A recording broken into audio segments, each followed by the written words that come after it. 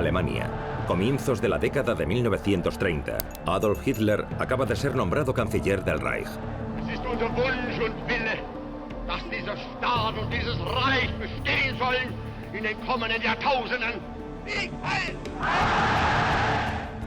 Aunque el país se había convertido militarmente en uno de los más poderosos del mundo, también dominaba en otro campo, el de la ciencia. Alemania era pionera en disciplinas como la química y la física. Durante casi 40 años había sido la nación con más premios Nobel.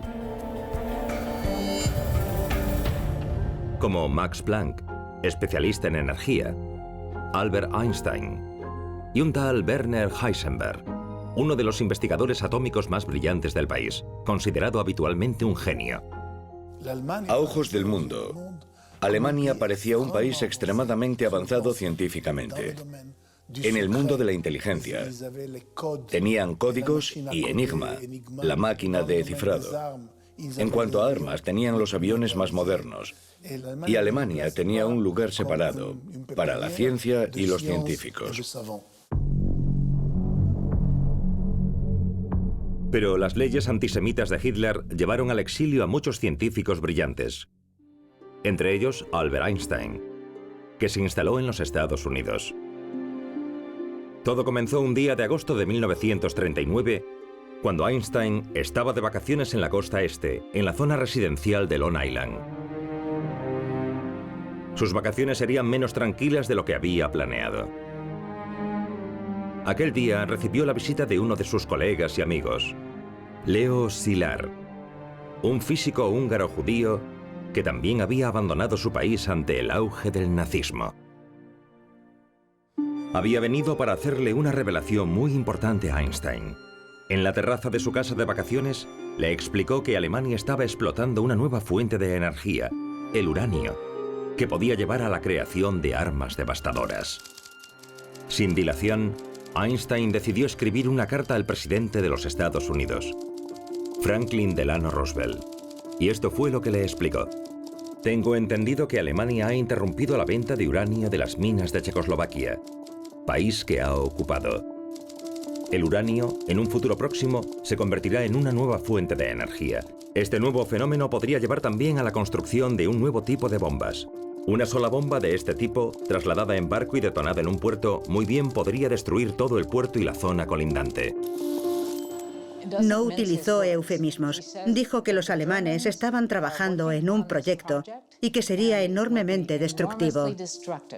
Cree que es muy importante que el presidente sea consciente de ello y comprende que esto podría significar el comienzo de algún tipo de programa armamentístico alemán. Roosevelt acusó recibo de la carta y la información le aterrorizó. Y tenía razón en preocuparse. Porque al mismo tiempo empezaban a producirse los acontecimientos en Europa. En septiembre de 1939, Hitler envió sus tropas a invadir Polonia, después a conquistar Francia y por último a amenazar a Gran Bretaña. La Segunda Guerra Mundial ya estaba en marcha. En apenas unos meses, Hitler había conquistado una gran parte de Europa. Pero con la guerra acechando, la opinión pública estadounidense obligaba a Roosevelt a mantenerse neutral. Sin embargo, era imposible permanecer impasible y contemplar cómo una nación tan poderosa como Alemania se hacía con un arma de destrucción masiva. Los Estados Unidos precisaban disponer de las mismas armas para defenderse en caso de que surgiese esa necesidad. Y eso fue lo que Roosevelt les dijo a sus consejeros. Roosevelt escucha y dice: entiendo. Lo que me está diciendo es que debemos tener cuidado de que nuestro vecino no nos vuele por los aires. Pues haremos algo al respecto, dice el presidente. Para no perder la carrera, Roosevelt convoca a los científicos encargados del estudio de viabilidad de la bomba atómica. En aquel momento el proyecto era muy pequeño, solo una docena de hombres y un presupuesto de apenas $100.000. Pero un suceso lo cambió todo. El 7 de diciembre de 1941, Japón, aliado de Alemania, atacó a la flota estadounidense en la base de Pearl Harbor en el Pacífico. Los Estados Unidos entraban en guerra.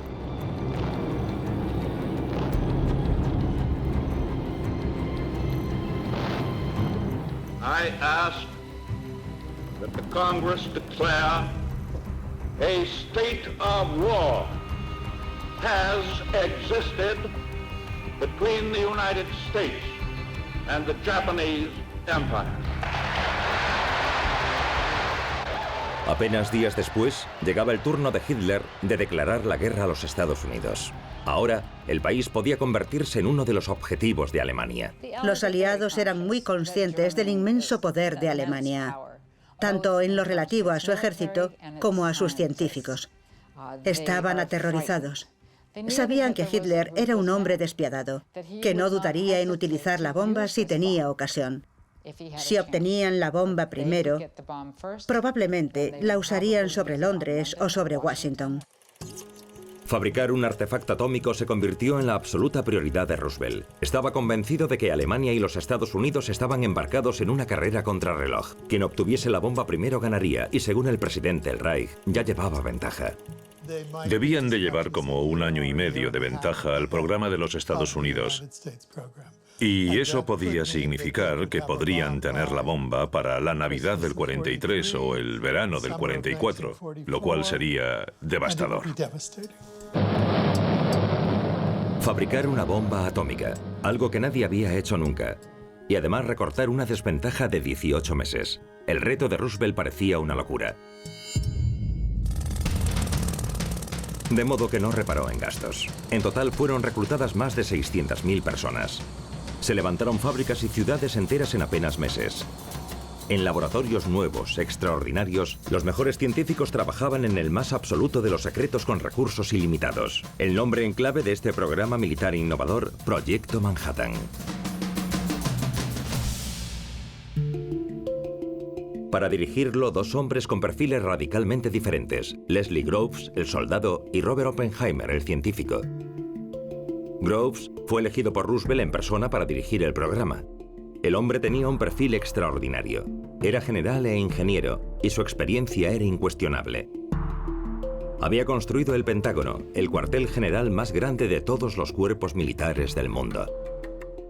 El general Groves ha sido llamado el hombre indispensable del Proyecto Manhattan. Era una dinamo. Tenía más energía y era más decisivo que cualquiera de sus compañeros. Al menos eso parecía. Decía, cualquier problema difícil debe resolverse en 1 hora. Era un hombre alto, corpulento, dominante, poderoso. Dijo muy bien e inmediatamente se puso a trabajar. Su primera misión, encontrar al hombre que liderase a los científicos.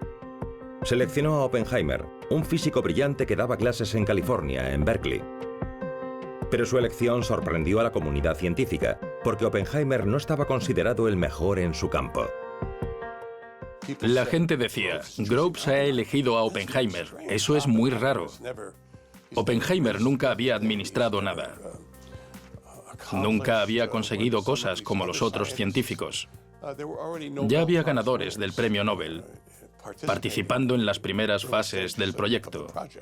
Y Groves siempre elegía a gente más joven, que todavía tenía energía y ambición por lograr un objetivo. Y él vio eso en Oppenheimer. Lo vio inmediatamente. La elección era más sorprendente si cabe porque el estilo de Oppenheimer estaba muy alejado del autoritario e inflexible Groves. Oppenheimer, por el contrario, parecía un poeta muy sensible, y lo era. Llevaba en su bolsillo la poesía de Baudelaire.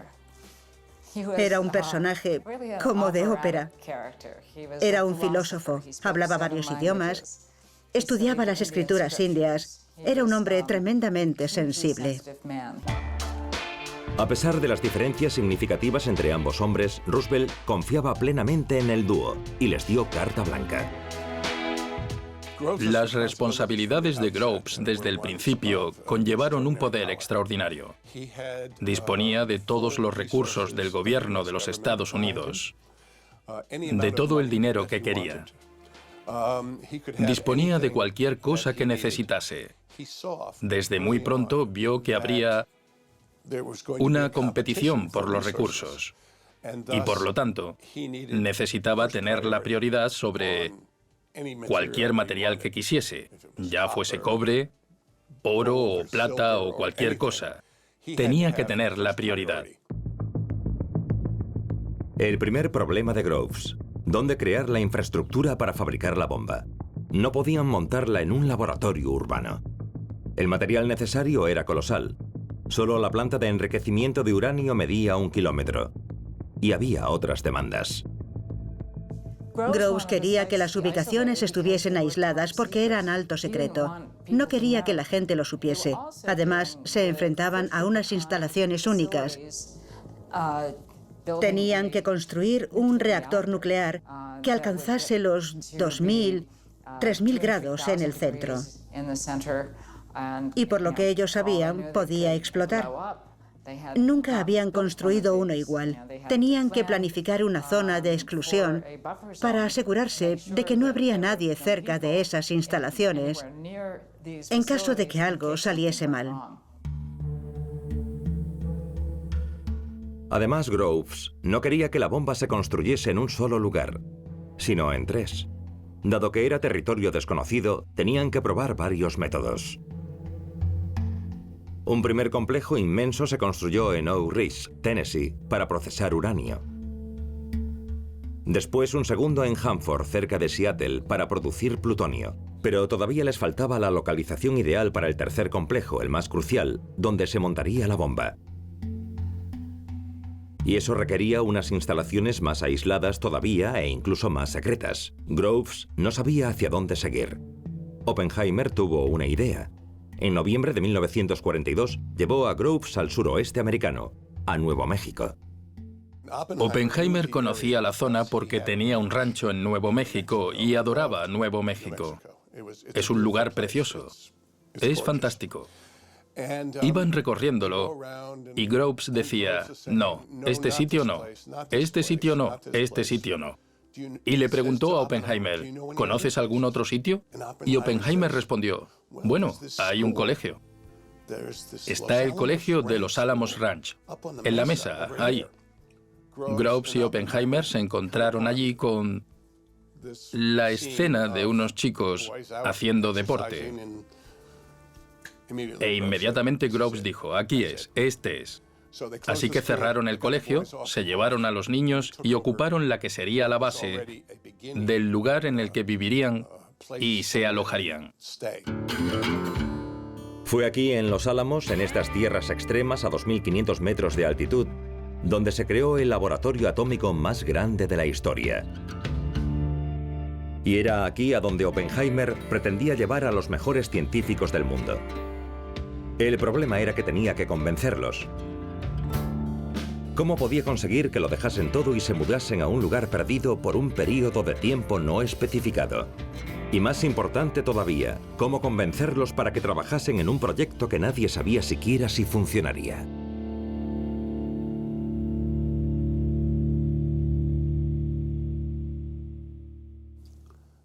Ese es uno de los dilemas de Groves y Oppenheimer. No saben si funcionará. Tal vez no funcionaría. Tal vez sería un fracaso. Pulsarían el botón y no pasaría nada. Quizá fracasase. Tal vez sería un fracaso. Oppenheimer se enfrentaba a una tarea complicada, así que para reclutar a los mejores cerebros hizo la maleta y recorrió los Estados Unidos. Durante un año, uno tras otro, intentó convencerlos, uno tras otro, con un argumento irrefutable. Esto era lo que les decía. Estarían trabajando no solo en esta guerra, sino posiblemente para todas las guerras futuras. Digamos que se lo planteó en términos de patriotismo.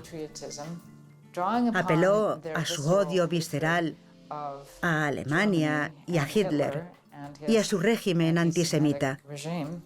Y esos eran argumentos muy convincentes para muchos de los científicos. Aunque Einstein no estaba autorizado a participar en el proyecto por sus tendencias pacifistas, la apuesta de Oppenheimer dio sus frutos. Reunió a los mejores científicos del mundo, entre ellos a 20 ganadores del Nobel.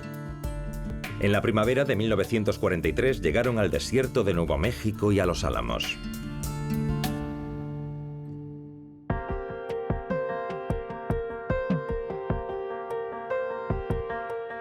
Mientras tanto, lo que había sido un internado para chicos se había convertido en una auténtica ciudad. Casas prefabricadas hasta donde abarcaba la vista. Había oficinas, talleres de montaje, laboratorios, además de un hospital y supermercados. Una ciudad casi normal, donde la seguridad estaba omnipresente. Completamente alambrada, recorrida por patrullas de la policía militar las 24 horas del día. En total, aquí vivían 7.000 personas. Junto con los soldados y científicos estaba todo el personal necesario para hacer funcionar a una ciudad, trabajadores y administradores. Había también amas de casa que habían seguido a sus maridos y sus hijos. Dimas Chávez tenía 6 años cuando se mudó a Los Álamos en agosto de 1943. Su padre había sido contratado para construir más laboratorios. Cuando llegó se dio cuenta de que había entrado en la ciudad más secreta de la Tierra.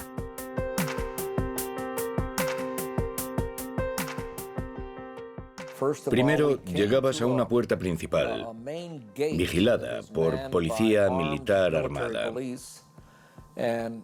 Mi padre ya había presentado todo el papeleo correspondiente, así que le autorizaron a entrar en Los Álamos. Después nos hicieron fotos. Necesitábamos una tarjeta de identidad. El policía militar le dijo a mi padre: «Bien, suba a su vehículo y continúe por esta carretera. Encontrará otro puesto de control en 1,5 kilómetros. Le daremos determinado tiempo para llegar desde aquí hasta allí. Si no llega en el tiempo establecido, irán a buscarle». Yo no entendía qué pasaba allí. Si mi padre hubiese pinchado, ¿qué nos habría pasado? Afortunadamente todo fue bien y llegamos a tiempo. Al mismo tiempo, un joven soldado de Nueva York llegaba a Los Álamos. Se llamaba Benjamin Widerson y tenía 19 años. Había estudiado física en la universidad durante 2 años, antes de alistarse en el ejército. Un día, sus oficiales lo propusieron como físico ayudante para un proyecto militar. No sospechaba que trabajaría en la bomba atómica. El programa era alto secreto. Sin embargo, aceptó el puesto. Esperaba una base militar, pero cuando llegó, se sorprendió. Había científicos por todas partes. Estábamos en medio de la nada, en una ciudad recién construida, y había un montón de civiles de todos los lugares del mundo, fundamentalmente de Europa y América. Imagínense, todos los científicos mundiales estaban allí. Eran todos físicos y matemáticos. Y toda la gente a la que conocía era interesante. Benjamin comprendió que su misión estaría relacionada con la ciencia. Como él, el 99% de los empleados no sabían en qué estaban trabajando. Ese era el objetivo del general Groves, mantener el secreto. Se ha dicho que era el mayor secreto de la guerra. El hecho de que hubiese un programa de bombas era un secreto en sí mismo. Y si los alemanes hubiesen sabido que los estadounidenses estaban trabajando en una bomba atómica, tal vez habrían hecho más de lo que hicieron. Groves estaba obsesionado con la idea de que Hitler consiguiese la bomba primero. Alemania lideraba el mundo en ciencia, él lo sabía, y la situación estaba tomando tintes de urgencia.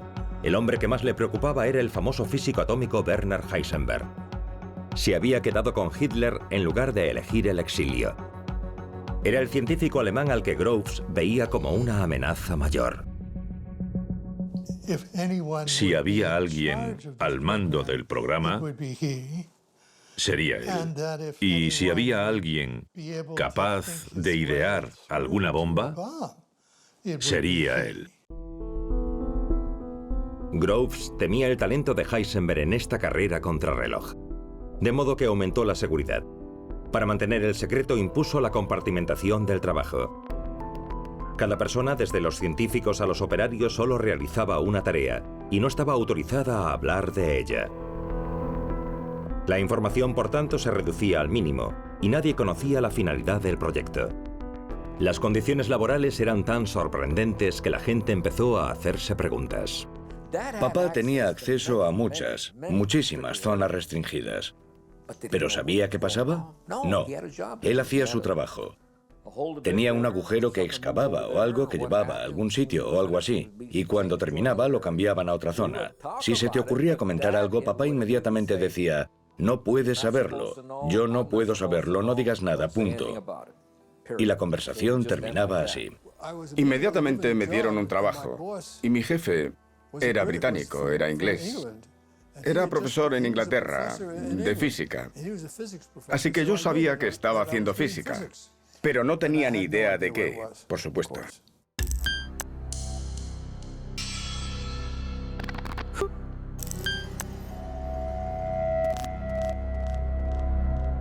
Pero tras unas semanas con los científicos británicos más famosos, Benjamin tuvo conocimiento del secreto, cuando lo trasladaron al departamento de explosivos. Entonces supo que estaban fabricando una bomba atómica. Estaba volando cosas. Tenía tubos de acero y explosivos. Y una técnica fotográfica para medir la sincronización de las explosiones. Pero fundamentalmente nos dedicábamos a volar cosas y a ver cómo les afectaban las explosiones. Eso era lo que yo hacía, probar los materiales y su capacidad para resistir una explosión. Era muy feliz. Era muy emocionante saber que estaba haciendo física de verdad. Allí estaba yo en el ejército con el mundo explotando a mi alrededor. La gente moría por todo el mundo, pero yo hacía física. No me creía la suerte que tenía. Benjamin se encontraba entre el 1% de iniciados. Entre esta minoría las reglas eran drásticas. Los científicos tenían estrictamente prohibido hablar de la bomba, incluso con sus mujeres en casa por la noche. Y entre ellos, tenían que usar un lenguaje en clave. No podías decir bomba, se llamaba el artilugio. La palabra bomba nunca se usaba en público. Ni tampoco palabras como fisión, fusión, reacción en cadena, neutrón. Todas esas palabras nunca se usaban fuera de la zona técnica. Por todo el campamento, los carteles gigantes recordaban las reglas básicas.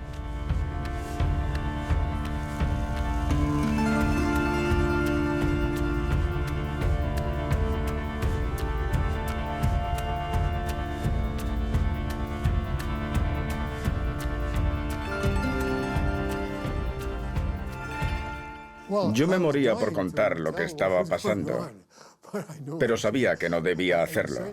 Desde luego era una tentación contar lo que pasaba, pero el secreto era muy importante y lo sabíamos. A pesar de las restricciones, los estadounidenses se lanzaron a formar parte del proyecto. El país en aquella época sufría la gran depresión económica que había hecho subir el desempleo hasta su nivel más alto. Aquí se aseguraba un empleo y un hogar pagado por el Estado. El padre de Dimas no lo dudó ni un segundo. Tras años de incertidumbre, trabajar en Los Álamos le permitía cuidar de su familia. Era su único trabajo. No tenía otro. Y madre mía, bueno, ¿dónde ibas a encontrar un alquiler así? El alquiler eran $16 al mes por la cabaña. La comida se compraba en el economato militar y demás. Mi padre no ganaba muchísimo dinero, pero le bastaba para mantenernos. Rápidamente se instaló una rutina cotidiana. Los niños iban al colegio. Había un cine, un teatro y varias tiendas. Suficiente para mantener a los habitantes ocupados, porque no tenían permiso para salir de la ciudad, así que cada uno se entretenía como podía.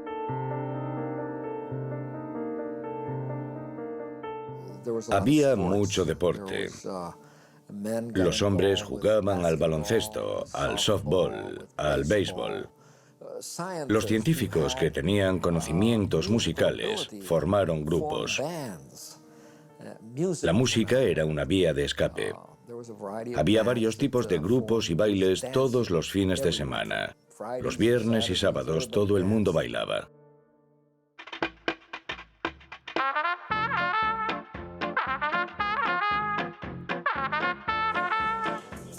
Pero incluso los sábados por la noche, el Gran Hermano no andaba muy lejos.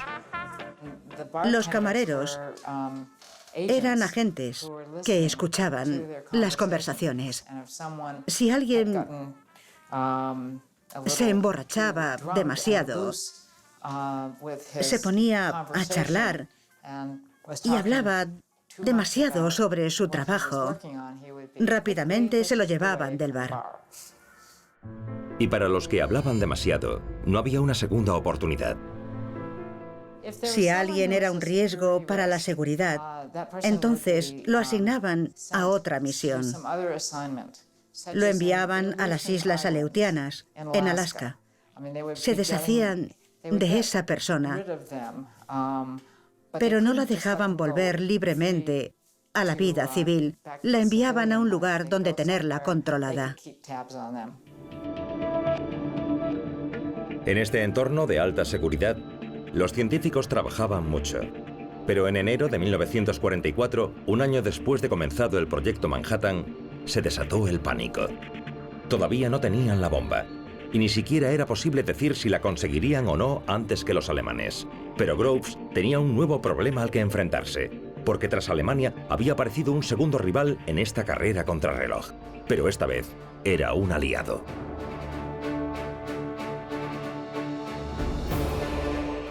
La Unión Soviética. Durante meses, el país había resistido como había podido a la sangrienta invasión alemana. La Operación Barbarroja había comenzado el 22 de junio de 1941. 4 millones de soldados del eje fueron enviados para atacar a la Unión Soviética por sorpresa. Los combates fueron implacables, pero entre el caos, a un hombre le preocupaba otra amenaza. Era un físico, Georgy Fliorov. Se había fijado en que el gran número de artículos escritos por investigadores alemanes y estadounidenses sobre elementos radiactivos de repente habían cesado. Sospechaba que los investigadores estaban enfrascados en la creación de una bomba atómica. Así que se fue a la biblioteca a comprobar si había algo en los diarios estadounidenses o en otros, y descubrió que no había nada. Consultó los diarios alemanes y vio que todo lo relativo a la fisión nuclear había desaparecido, y concluyó que, como en la historia de Sherlock Holmes, el perro que no ladra por la noche es el que da la pista de que algo está pasando. Entonces, en abril de 1942, escribió una carta a Stalin para advertirle de las consecuencias del desarrollo de un arma de ese tipo. Los resultados superarán todo lo que sabemos ahora tan absolutamente que no habrá necesidad de determinar a quién se debe culpar por el hecho de que este trabajo se haya descuidado en nuestro país. De modo que, a su vez, a comienzos de 1943, Stalin inició el programa para desarrollar una bomba atómica, pero no como el proyecto Manhattan. Solo se contrató aproximadamente a un centenar de científicos y la investigación comenzó aquí, en esta tienda de las afueras de Moscú. El proyecto Manhattan era el Rolls-Royce. El proyecto soviético no era ni un modelo T de Ford, era una bicicleta. Los científicos que trabajaban en él lo hacían fundamentalmente con papel y lápiz.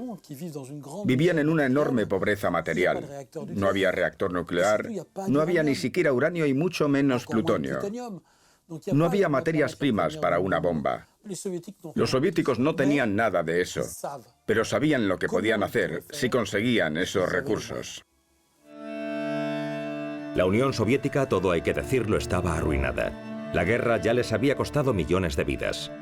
La contraofensiva soviética estaba en marcha en todos los frentes. Todos los recursos disponibles estaban movilizados. La investigación científica distaba mucho de ser la prioridad de Stalin. La Unión Soviética era un país del tercer mundo, incomparablemente más pobre que los Estados Unidos. Por lo tanto, había pocos recursos para destinar a la investigación. Todo se invertía en el esfuerzo de guerra. No obstante, había un campo en el que la Unión Soviética sobresalía y que resultaría crucial: el espionaje. Y uno de sus espías era especialmente productivo. Les enviaba todos los avances estadounidenses en la bomba. Consiguió espiar en la ciudad más segura del mundo, Los Álamos. Se llamaba Klaus Fuchs. Klaus Fuchs fue probablemente el espía más importante de la historia del espionaje, porque fue uno de los científicos más inteligentes y más brillantes que participaron en esa actividad. Fuchs era de origen alemán. de una familia de clase media y padre clérigo.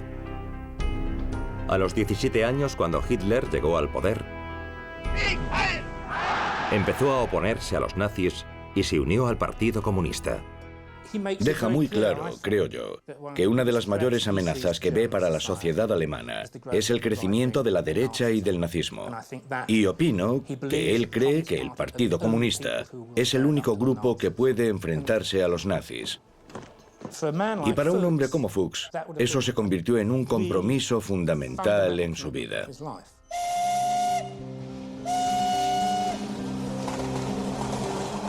Comunista confirmado, abandonó la Alemania nazi y se marchó a Gran Bretaña, donde empezó a estudiar física. Obtuvo la nacionalidad británica y su perfil como físico creció rápidamente. Fue reclutado para trabajar en el proyecto de bomba atómica británica, que comenzó en 1940, 2 años antes del proyecto Manhattan. Pero sus convicciones políticas le llevaron directamente a la embajada soviética en Londres, donde ofreció sus servicios a la Unión Soviética. En cuanto Alemania atacó la Unión Soviética, se dirigió a la embajada soviética en Londres y dijo: yo entiendo de esto, puedo contaros mi trabajo. Sabe que se está trabajando para crear una bomba atómica de uranio. Es invitado a trabajar en ese programa y cree que tiene el deber de contárselo al Partido Comunista, al GRU y a la Unión Soviética. En ese momento se convierte en un espía. En 2 años, Fuchs pasó a la Unión Soviética 570 páginas de cálculos y descripciones de la construcción de una bomba atómica.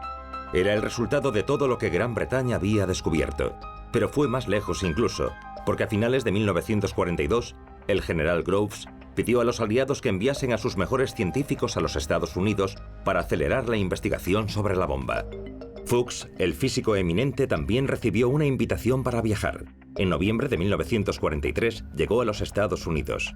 El espía ruso se había embarcado en el proyecto Manhattan. En él tendría acceso a toda la información de alto secreto. Los aliados no sospechaban que les espiaban.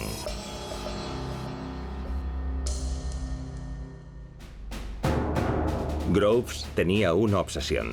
Aunque su bomba no estaría terminada en varios meses, seguía sin saber si Hitler estaba preparado para lanzar la suya. Para averiguarlo, tenía que interrogar a los científicos que se habían quedado en Alemania. El primero de los cuales era Werner Heisenberg, que dirigía el programa alemán. La única forma de llegar a él era tener a hombres sobre el terreno, pero para ello habría que esperar a la primavera de 1944 y a la liberación de Europa.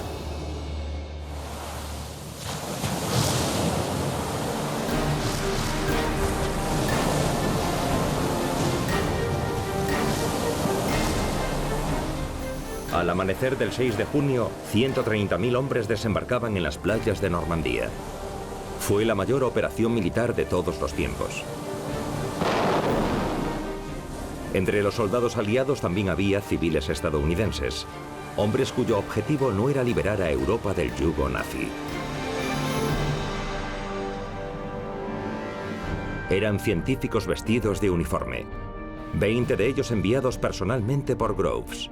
Su misión era descubrir el estado exacto de los avances de la bomba alemana. Necesitaba a sus fuerzas de inteligencia y contrainteligencia particulares. Necesitaba tener sus propios ojos y oídos, sus propios hombres. Esta unidad especial de nuevos espías constituía la misión Alsos y estaba dirigida por un hombre llamado Samuel Goldschmidt. Este holandés de 45 años daba clase de física en la Universidad de Michigan. Pero en la década de los 30 se había codeado con los científicos alemanes más brillantes. Algunos incluso eran amigos suyos. Contactos privilegiados que serían muy útiles para obtener información. Encajaba con muchos de los parámetros de la persona ideal para encontrar a los científicos e interrogarlos. Siguiendo el avance de las tropas aliadas en Francia, Goldschmidt y sus hombres llegaron el 25 de noviembre de 1944 a un lugar especialmente interesante, Estrasburgo. La ciudad se había convertido en la vitrina de la investigación científica del Reich. Alsos confiaba en encontrar allí el rastro de Werner Heisenberg, porque era él quien podría ofrecerles información sobre la bomba alemana. A su llegada a la Universidad de Estrasburgo, Goudsmit encuentra documentos y una dirección que podrían permitirle localizar a Heisenberg.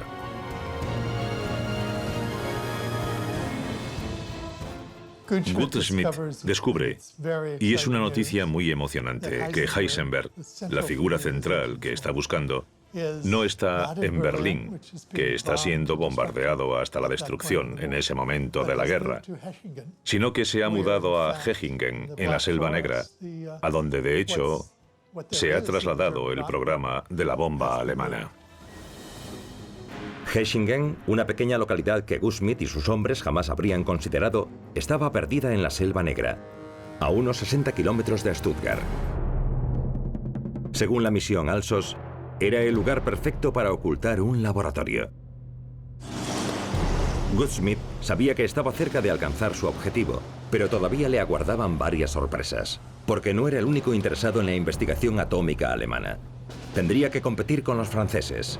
Se dio cuenta de ello cuando el 24 de abril de 1945 la misión Alsos llegó finalmente a las cercanías de Hechingen. La localidad estaba apenas al otro lado de un puente, pero el problema era que otro ejército ya se había estacionado allí y estaba preparado para entrar en la ciudad. El Ejército de Liberación francés. Nada grave. Eran aliados después de todo. Pero cuando se trataba de cazar científicos, era un sálvese quien pueda. Y los franceses, tras 5 años de guerra, apenas estaban comenzando su programa nuclear. Los franceses tenían su propio programa de inteligencia y querían capturar a alguno de aquellos científicos para la Francia de posguerra. De modo que había una gran rivalidad por llegar primero a los científicos. Si los franceses capturaban a Heisenberg, con toda probabilidad se lo quedarían. Era una situación peliaguda. Era vital que la misión Alsos evitase el avance del primer ejército francés. ¿Pero qué podían hacer? Los estadounidenses lo intentaron con un farol. Lo que hacen es decir, esperad, lo van a bombardear todo, no entréis ahí, vienen nuestros aviones. Así que los oficiales franceses dijeron que esperarían, y entonces la gente de Alsos entró. Por consiguiente, el primer ejército mantuvo su posición y no entró en Hechingen. La misión Alsos se apresuró a entrar. En la dirección descubierta en la Universidad de Estrasburgo encontraron una iglesia. Y cuando la registraron, dieron con el premio gordo. En la cripta, Goudsmit encontró un laboratorio secreto y un enorme reactor. Pero pese al dramatismo, resultó que no era una bomba, sino una batería atómica que solo podía usarse para generar electricidad. El equipo Alsos respiró aliviado. 2 semanas después encontraron a Heisenberg, quien confirmó que Alemania todavía estaba muy lejos de dominar la energía atómica.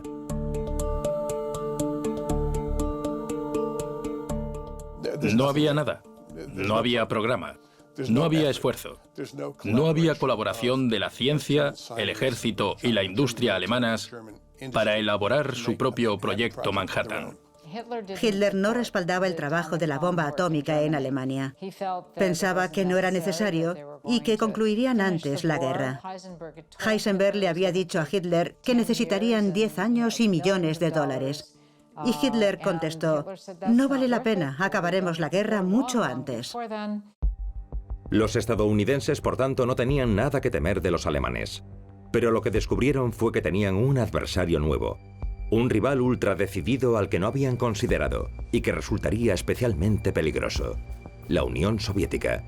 Porque los soviéticos también confiaban en hacerse con todos los científicos alemanes que pudiesen, junto con el material para construir su bomba.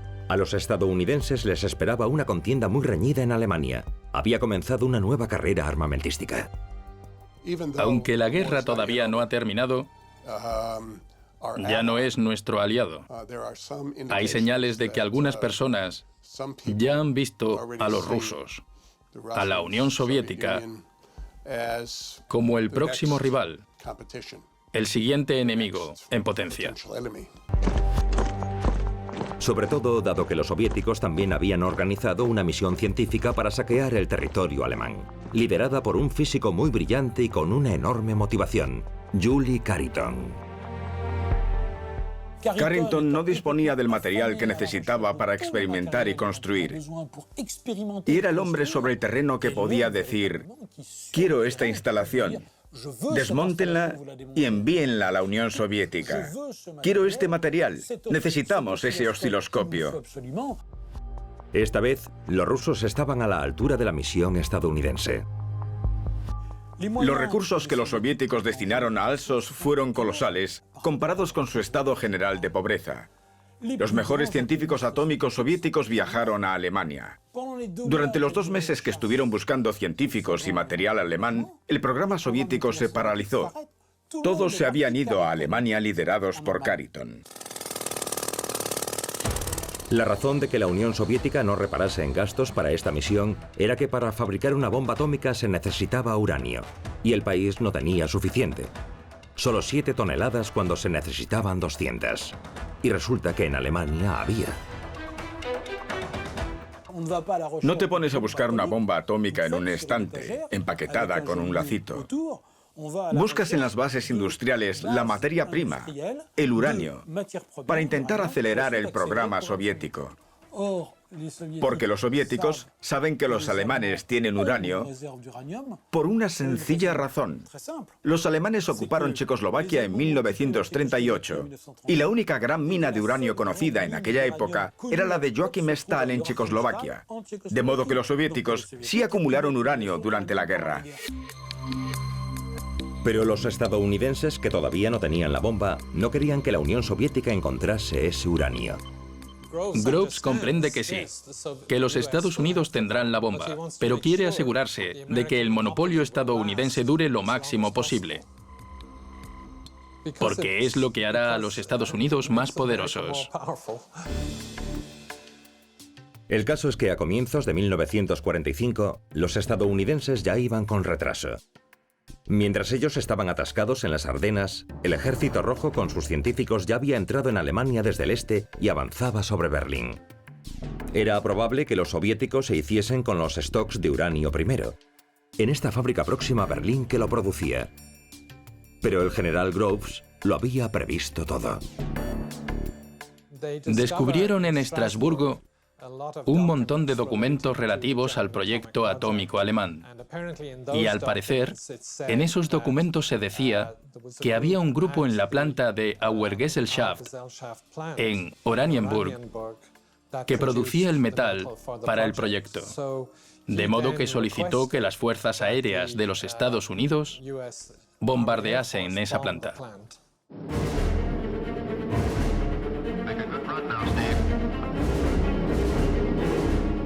El 15 de marzo de 1945, 600 bombarderos de los Estados Unidos arrojaron 1.500 toneladas de explosivos y bombas incendiarias sobre la planta.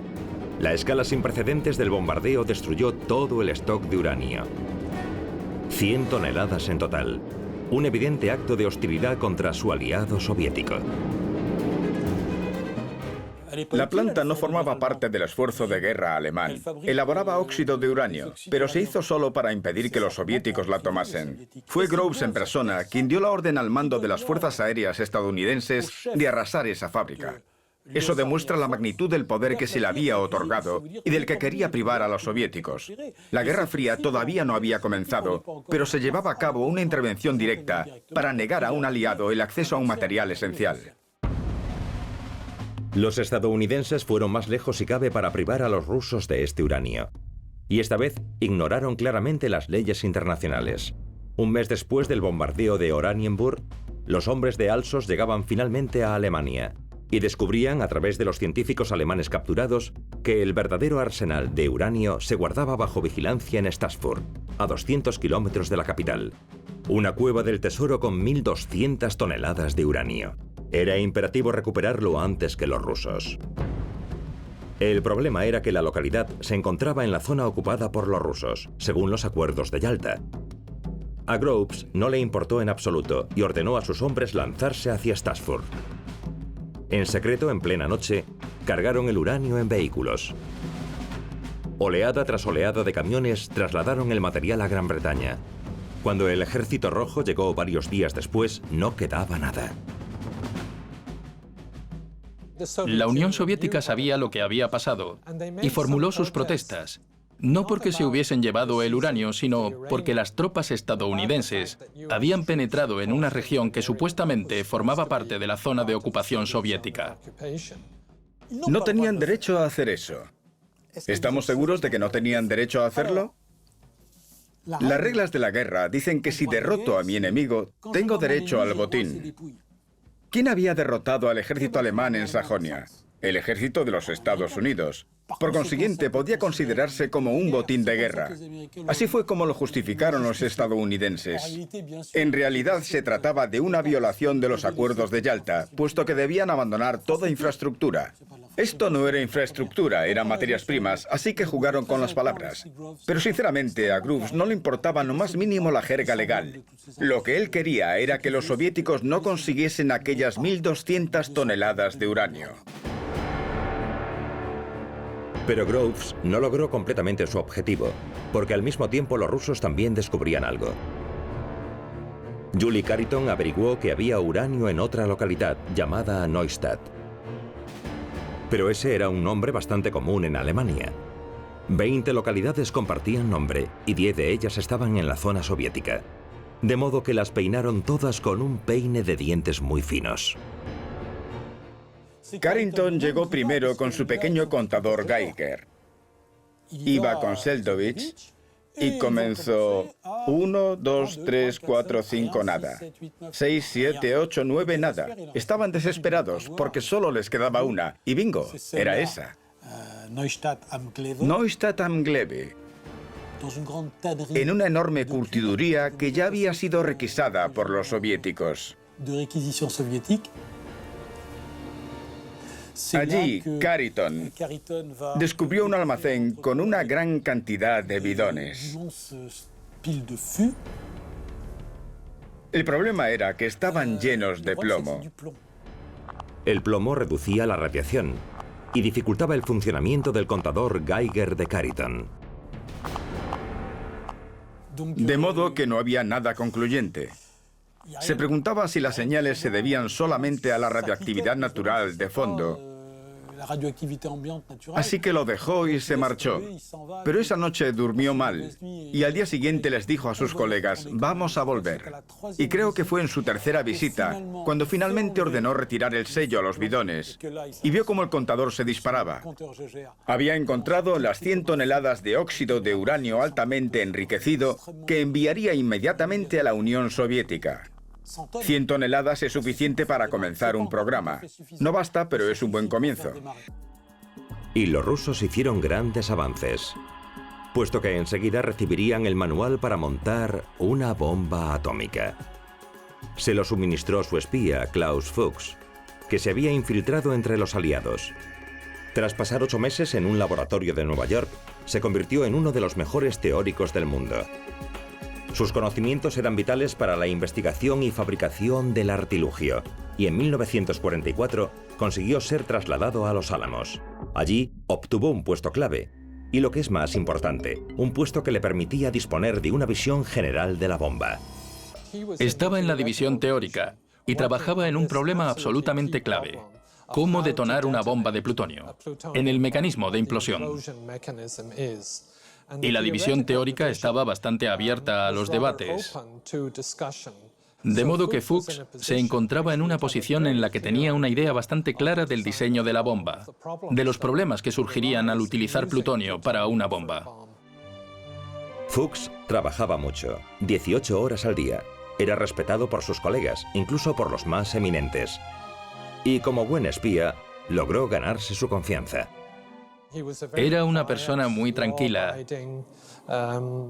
respetuosa con las leyes. Cuidaba a los hijos de sus colegas en Los Álamos. Era muy educado, reservado. Parecía la última persona que podría ser un espía.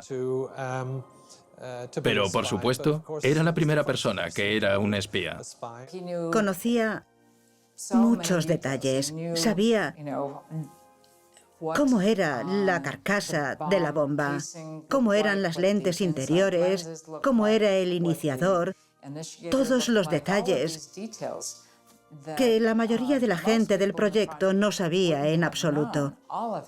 Pero como él era de confianza y se había involucrado tanto en el trabajo, los conocía. Fuchs logró transmitir toda esta información de alto secreto a Moscú gracias a los privilegios que le otorgaba su estatus. Excepcionalmente, le permitían salir de Los Álamos. Su contacto era Harry Gold, un comunista estadounidense reclutado por los servicios secretos soviéticos. Durante un año, Fuchs y su mensajero se encontraron esporádicamente. Pero el 6 de junio de 1945, la reunión entre ambos hombres fue capital. Fuchs entregó a Gold los documentos que ahorrarían a la Unión Soviética 18 meses de investigación y 26.000 millones de dólares. Fuchs sale de Los Álamos en coche. Conduce hasta Santa Fe de noche. Llega a un puente que se encuentra en un parque público en las afueras de Santa Fe. Tiene vistas a la ciudad. Y entonces, Fuchs entrega un buen fajo de documentos. Fuchs suministró una descripción detallada de la bomba de plutonio, con todas las dimensiones relevantes y todos los componentes diferentes de la bomba. Era una información extremadamente importante que los científicos soviéticos no tenían forma de descubrir por sí solos, puesto que no disponían de muestras de plutonio que analizar. Y los científicos soviéticos decidieron que tomarían este diseño como base para su primera bomba. Ese mismo día, Fuchs les advirtió que la bomba casi estaba lista y que se probaría en un futuro próximo. Varias semanas después, el 17 de julio de 1945, las fuerzas aliadas se reunieron en Potsdam, cerca de Berlín, representadas por Harry Truman, nuevo presidente de los Estados Unidos, Joseph Stalin y Winston Churchill. Alemania se había rendido 2 meses antes y los aliados tenían que preparar el período de posguerra y repartirse el botín. El líder soviético creía que se encontraba en una posición fuerte, puesto que el Ejército Rojo controlaba la mayor parte de Europa Central. Pero lo que Stalin no sabía era que Truman se guardaba un as en la manga: el test de la bomba atómica realizado el día anterior.